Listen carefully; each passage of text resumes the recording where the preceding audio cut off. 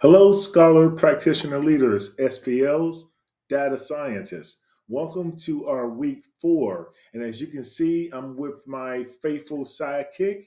This is Statman, everybody. So just want to introduce him. He's going to be along with us doing this week 4 oral lecture. So as you can see, Statman is really laid back.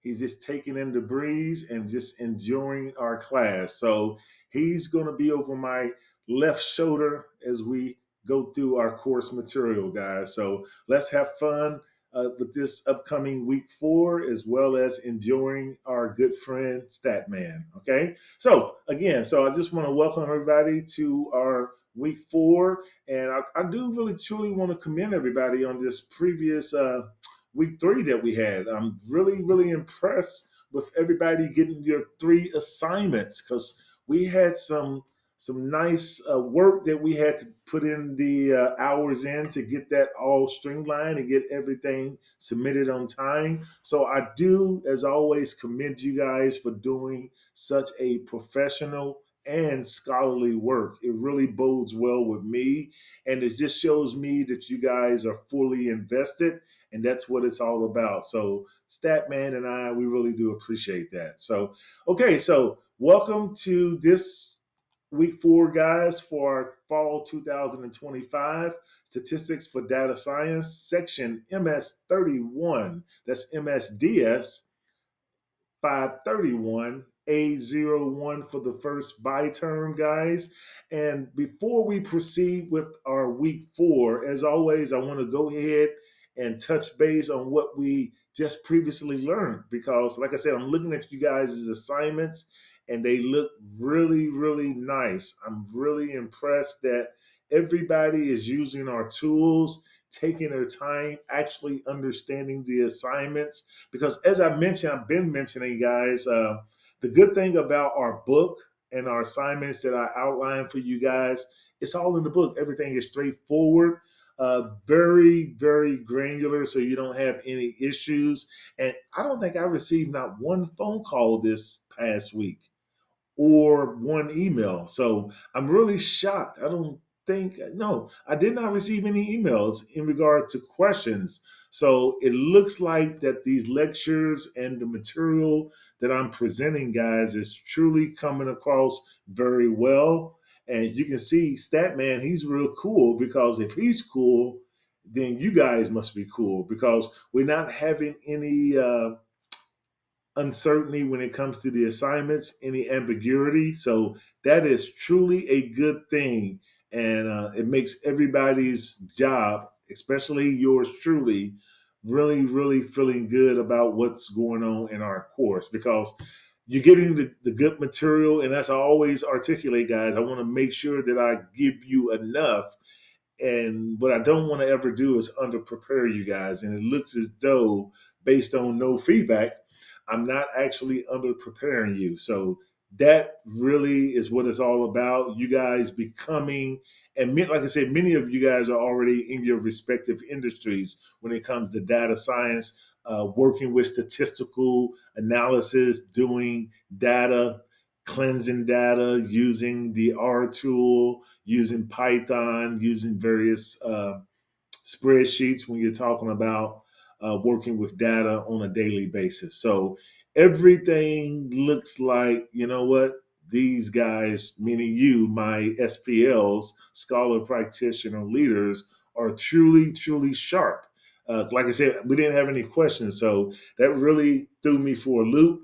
I'm like, man, I'm actually getting a reprieve this week. I don't think I received an email. So that's great, guys. So let's keep that same energy as I've been articulating to you guys. I said the same thing last week. Keep up the energy. Do not take your foot off the pedal ever, because if you do, you'll get left behind, and we do not want that. So stay focused, because we still have 5 weeks. We have not concluded this week 4 yet, so we still have 5 weeks left. Okay, so with that being said, let's look at the week 1 material, guys, because I really like, and I did a cursory. I have not graded you guys assignments, of course. I just received them last night. So, But looking at the sample size of each assignment, you guys are really coming across very well when it comes to actually understanding statistical analysis,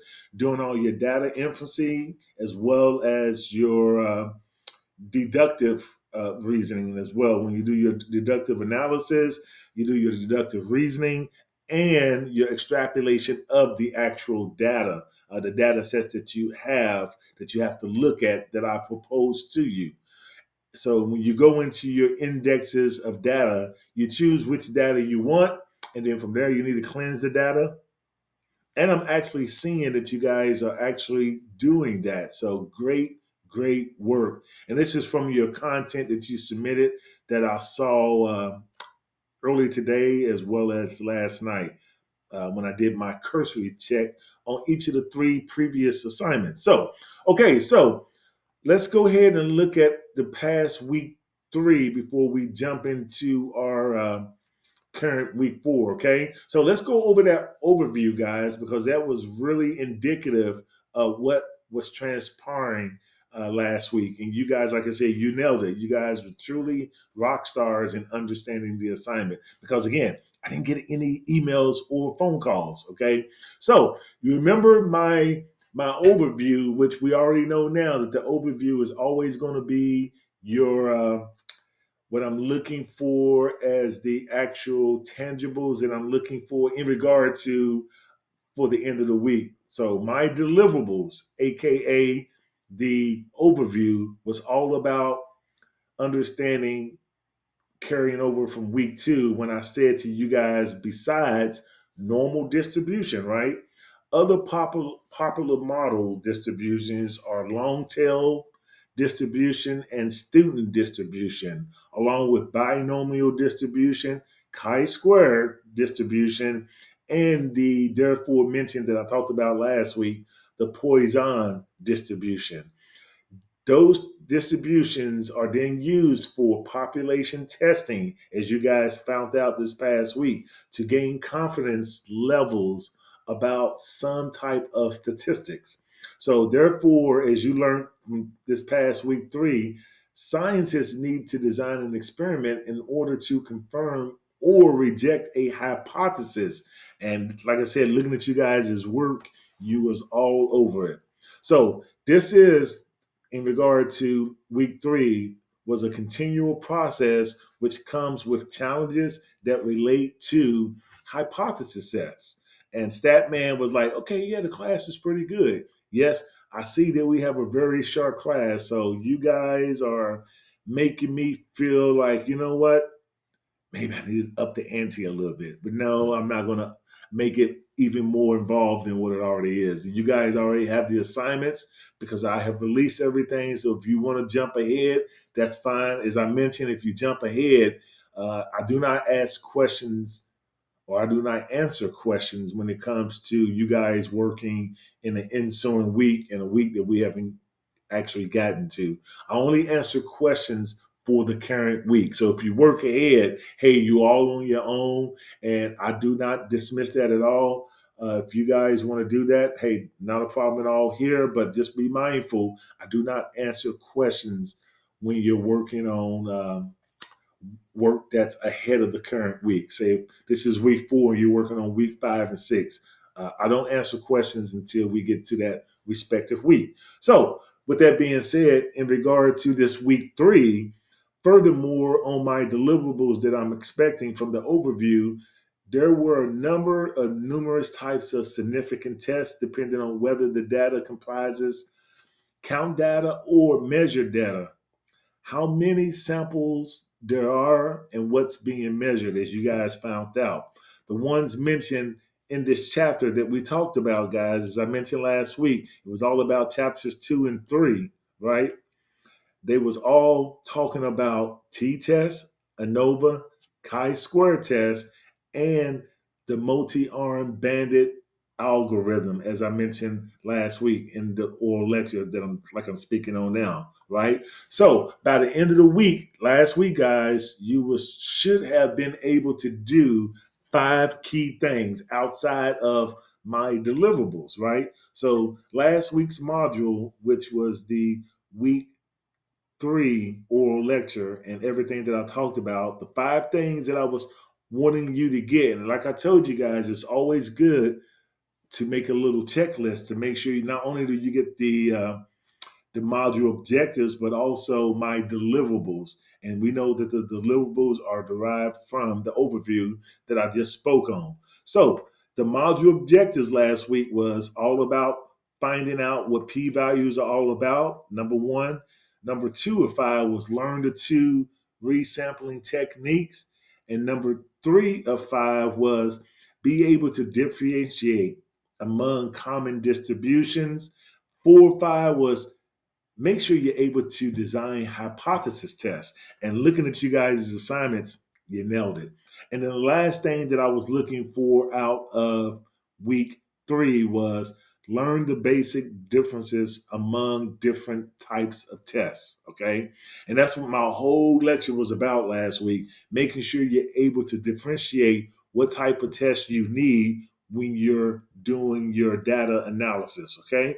And then also you had my oral lecture from week 3 last week, which is always very succinct. As you guys found out, you know that those lectures always tell you when I'm like I'm doing now, when I'm doing these lectures, go ahead and do your note taking, because trust me, everything that I'm talking about, you're going to see it again, either the midterm and or the final exam. So it's good to always, if you're listening to these lectures, my lectures, do take notes on them, because at the end and at the midterm, you're going to see everything that I'm talking about come to reality once again, not only for the ensuing week, but also for the midterm as well as the overall final exam. So I want you guys to be proactive instead of working reactively, because if you're working reactively, you're going to spend hours flipping pages trying to go back and find things. But if you have notes readily available, that is the way to win, to be successful. Okay. And I'm always articulating that to you guys. Okay. Now, also from last week, we talked about the chapters, as I mentioned, right? We had chapter 2, which was all about data and sampling distributions from our book, which is the Practical Statistics for Data Scientists. You guys know that this book has 50 plus essential concepts for using R and Python. Okay. So it's a great book. And like I said, our book makes everything granular. So in chapter 2, there was 5 areas that you had to look at that I talked about last week. All you had to do was look at long tail distributions, take notes. Student distribution, take notes.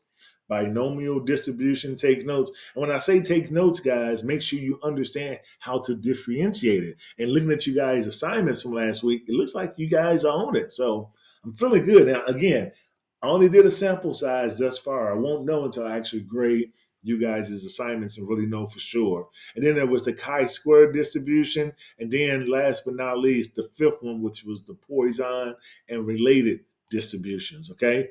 So then you also had in chapter 3 of our book, and this now is the section statistical experiments and significance testing from last week.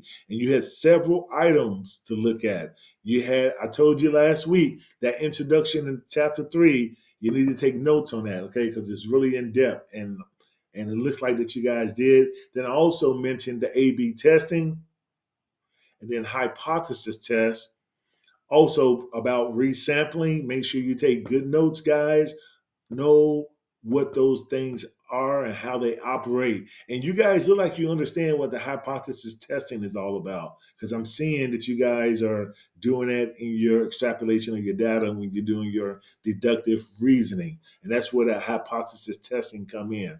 Again, resampling, statistical significance and p-values, t-test, multiple testing, and then also ANOVA, chi-square test, the multi-arm bandit algorithm, and last but not least, that power and sample size. Okay, so that was pretty much what chapter 3 was all about, guys. And like I said, I'm really, really impressed.